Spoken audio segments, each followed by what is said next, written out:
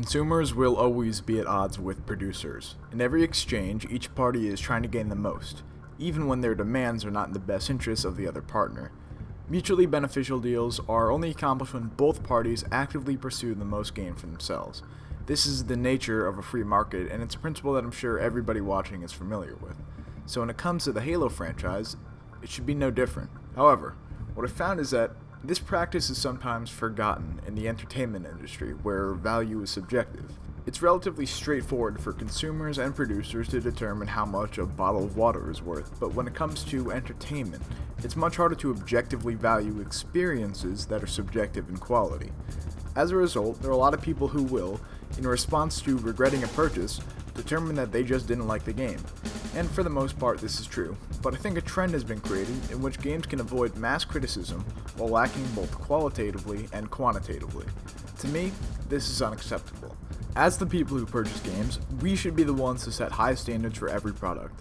While there are plenty of aspects in a game that are inestimable in value, there are always things that we can clearly observe and measure, whether it be the amount of content or the presence of certain features that supplement the experience as a whole. The player base can always push developers to provide an experience that is worth the price of the game, regardless of whether or not it benefits the developers. It's very easy to take this argument and use it to vilify and dehumanize 343 Industries. This is by no means the direction that I want this video to go in. Regardless of their economic allegiances, employees at 343 are human beings who aren't trying to ruin the lives of their customers. What's more is that we're talking about game development, in which the workforce is comprised of people who are driven by passion more often than monetary gain. As somebody who has expressed interest in pursuing game development, I can confirm that it's not a widely supported career path. The point is, you don't go into game development if all you want is a six-figure paycheck. Now, this is not to say that everybody involved with Halo is working solely to create a good product. There are absolutely members of 343 and Microsoft who prioritize profit over the quality of the Halo franchise. These suits and executives aren't evil for looking out for themselves and their company, but we, as consumers, have conflicting interests. So yes, we can enjoy the relationship that 343 has built with the community and respect them as people while still recognizing that we should still promote our best interests even if it isn't beneficial to 343, because we can be sure as hell that the executives on the other end will be doing the exact same thing.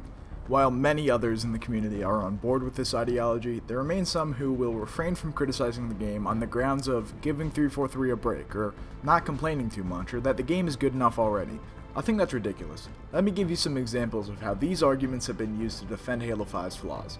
Probably the first problem that people found with the game after launch was the abysmal lack of content.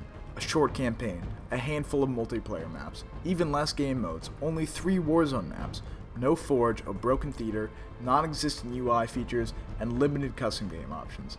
It's not like every past Halo game has been overflowing with content at release, but Halo 5 was objectively empty at launch. Anybody could see that.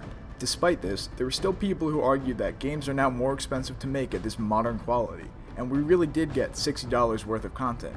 This argument is terrible, because when past Halo games came out, we got a respectable amount of content that was high quality at the times of their releases for the exact same price.